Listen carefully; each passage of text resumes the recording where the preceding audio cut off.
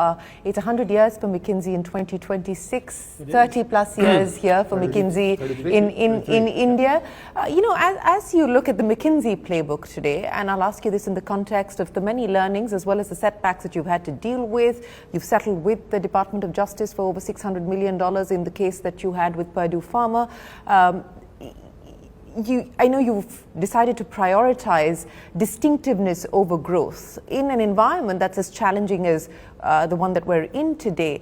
Does it become harder for you to say no to clients, even though you want to believe in being distinctive versus driving for growth?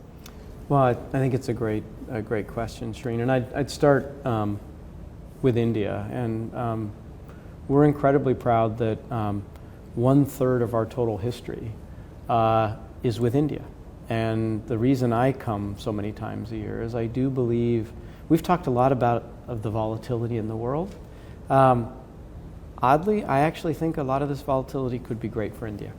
And I think there is this moment, and I've been on record before of India's century, and I'm not backing off of that. I really do think this is the moment for India to lean forward with all of this volatility and figure out how do we accelerate coming out of it. And so I start with that notion.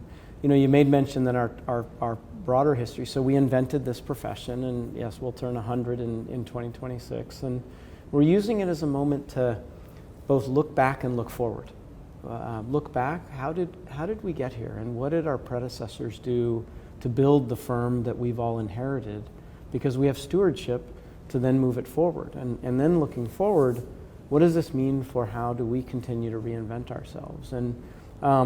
And you've hit on one of the key themes for us, and folks may not know, but we're a private partnership that looks at the future around this notion of distinctiveness. And you and I spoke about this previously, but the idea that you're not going to hear McKinsey talk about its own growth, obsessed with how we're doing, because we're obsessed with how our clients are doing. And this idea that we want every bit of work that we do with our clients anywhere in the world to pass this marker of distinctiveness. And you mentioned, is that harder or not in times like this? Look, they can't be values or objectives if you're not willing to pay something for them, right? And this is where you're tested on core principles of values. And one of our values is that distinctiveness will help drive long-term health and growth. But it does come at this ability to say no to things. But saying no in that instance is good for us over the long term, because it separates the kind of work that McKinsey should work on versus not. We think we should work on the toughest problems, not all problems. There are other folks who can solve some of that solution space. We want to focus on the stuff over here.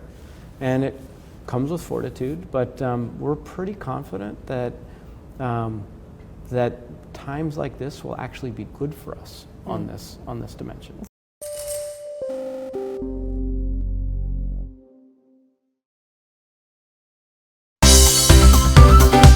Well, thanks so much for tuning in to CNBC TV 18. Make sure you follow us and stay updated on all our social media platforms.